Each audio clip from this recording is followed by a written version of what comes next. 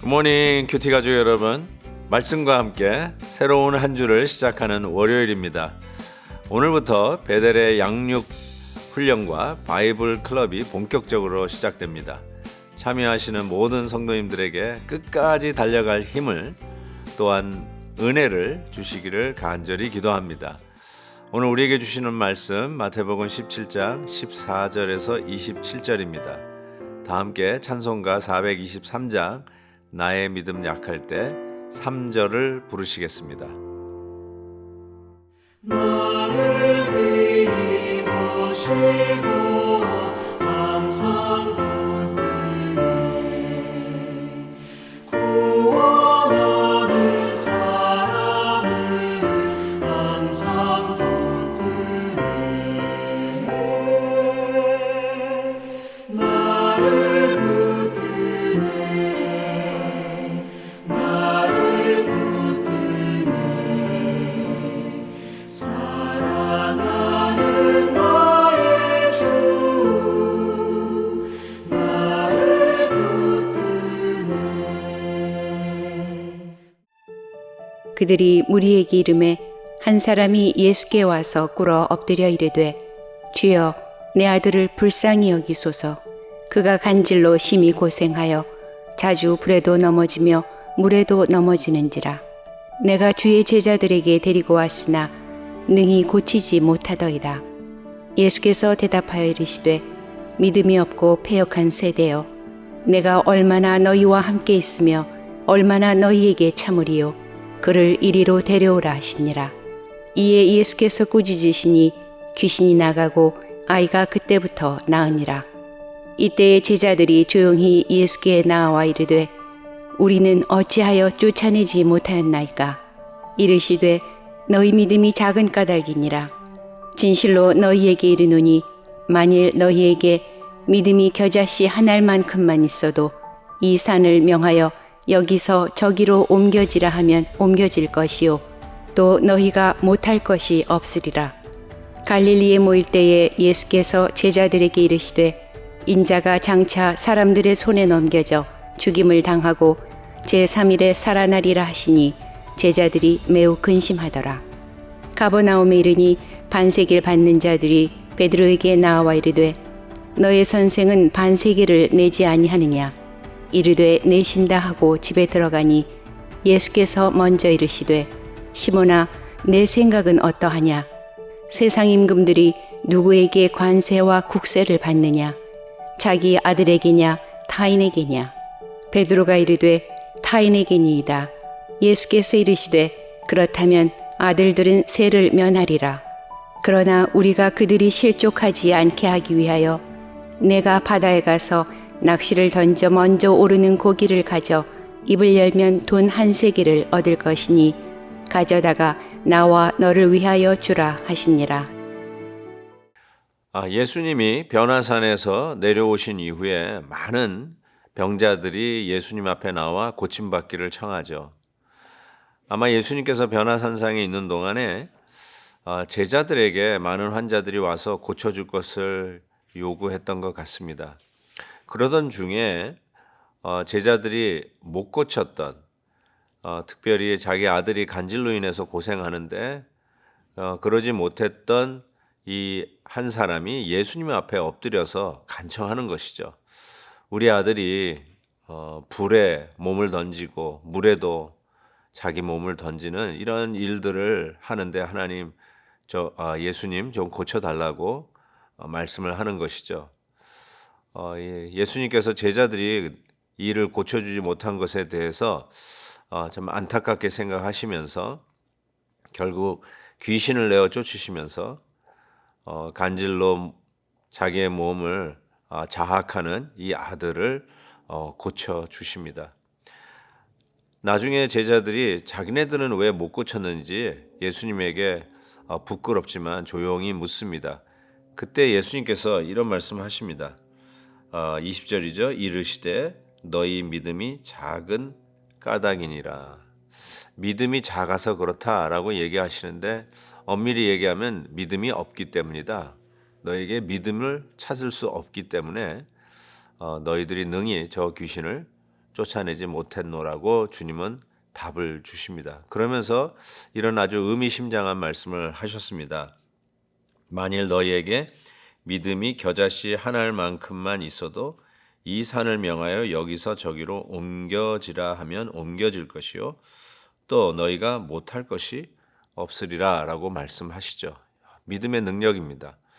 우리에게 믿음이 있다면 그리고 그 믿음의 사이즈가 겨자씨만한 사이즈라 할지라도 당시에 가장 작은 것을 표현할 때 겨자씨만하다라는 표현을 쓸 정도로 눈이 좋지 않으면 겨자씨가 잘 보이지 않습니다.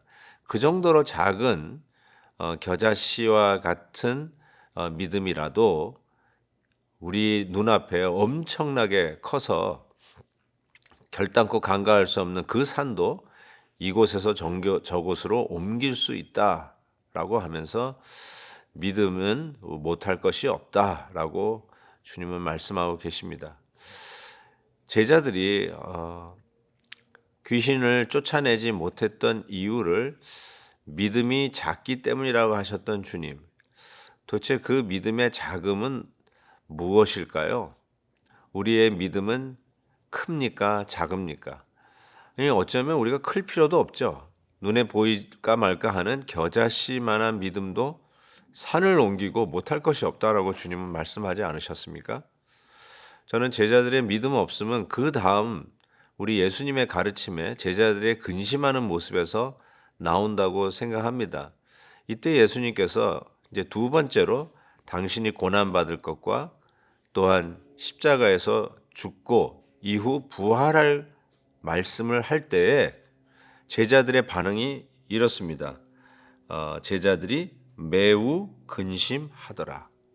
제자들이 매우 근심했다라고 말씀을 하고 있습니다. 왜 근심했을까요? 이제 고난받고 죽을 예수님이 안타까워서요?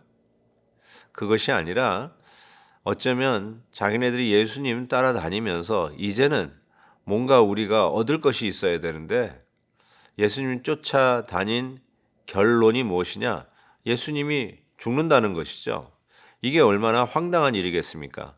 자기에게 아무런 유익이 없이 그냥 황무하게 끝날 수밖에 없지 않는가? 이걸 생각하니까 근심한 것이죠. 그 이후에 부활하실 것이라는 약속의 말씀도 하셨는데 그거는 아직 마음에 들어오지 않나 봅니다. 아직 접수가 안 된 것이죠. 이해가 안 되는 것이고 그냥 코앞에 자기가 쫓아다니는 예수님께서 고난받고 죽으신다는 이 말에 저들이 근심한 것이죠. 예수를 쫓는 이유가 자기의 어떤 사적인 욕심을 채우기 위한 것이라면 저는 그것이 바로 믿음이 작은 까닭이라고 하시는 예수님의 지적에 피할 수 없을 거라고 저는 생각합니다. 우리가 주님 쫓아가는 이유가 무엇입니까? 오늘도 우리가 주님을 찬양하고 예배하는 이유가 무엇입니까? 나의 사적인 욕심을 채우기 위한 수단과 방법입니까? 아니면 정말로 그 예수님을 사랑하고 좋아해서 주님의 말씀을 경청하고 따르려고 하는 것입니까? 제자들은 아마 예수님께서 너희들이 왜 귀신을 쫓아내지 못했느냐? 믿음이 적기 때문이다 라고 했는데 그 믿음의 작음은 오히려 예수님을 믿고 따르는 그 마음이 자기네들의 개인적인 사리사욕을 채우기 위한 방법으로 불순해서 그런 것이 아닌가 이런 생각을 해봅니다.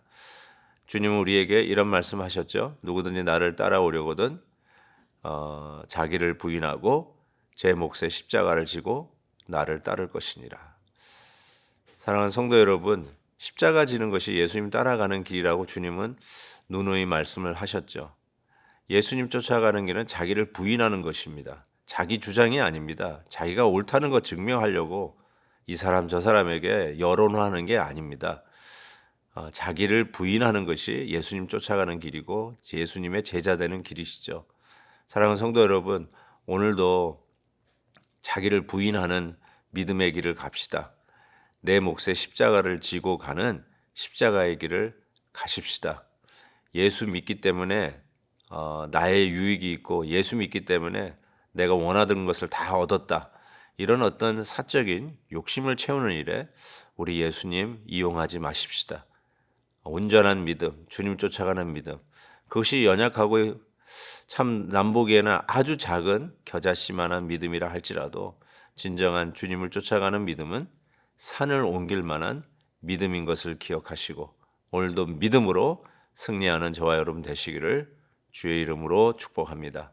하나님 아버지, 겨자씨만한 그런 아주 작은 믿음이 있어도 산을 옮긴다 하신 말씀에 다시 한번 회개하며 감사를 드립니다.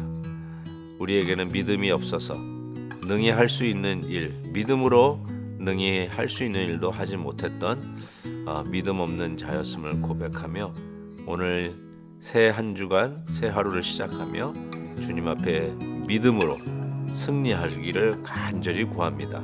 주님 도와 주시옵소서. 예수 그리스도의 이름으로 기도하옵나이다. 아멘. 내일 뵙겠습니다.